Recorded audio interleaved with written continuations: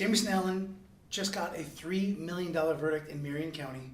I wanted him to tell you firsthand the top 5 challenges of getting this $3 million verdict.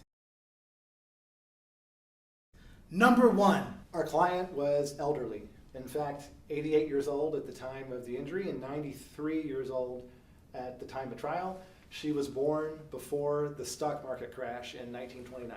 The way insurance companies value cases, the way plaintiffs' attorneys often value cases for elderly people is to reduce the value because there's not as much life left on average. So with a permanent injury, that permanent injury doesn't have the same length of an effect.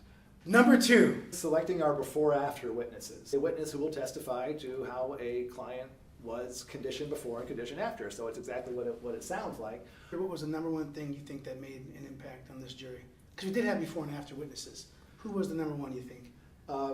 It was our client's dental hygienist. Dental hygienist. When he told me he was going to do this, I was like, what?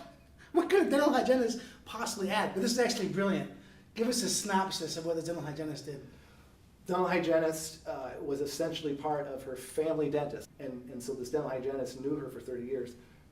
She knew stories, knew the family, so had a connection there, but also could see her over time and know what was a normal decline due to age and what was, bam, because of the trauma. The 3rd challenge for this $3 million verdict. I would say it's setting aside my ego. He doesn't seem like a very egomaniac type person, but walk us through that real quick.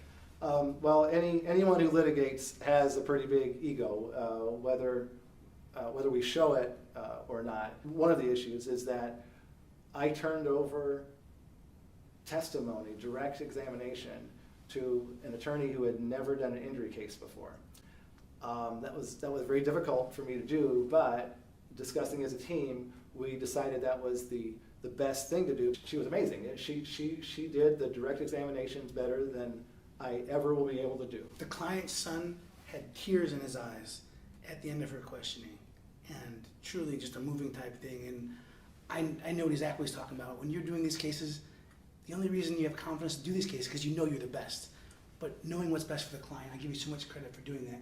There was also another thing he had to do regarding ego. What was that last thing? Well, this I have to thank Marc for, is they brought in a jury consultant, a body language expert, to help decide who to strike. And she is awesome. Her name's Lisa Mitchell.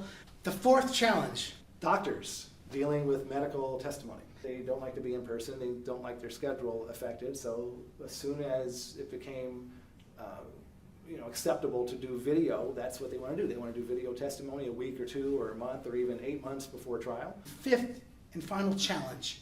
The reality of 2020 to 2022 court system in Marion County. And we're not criticizing the judges or the staff, just the logistical.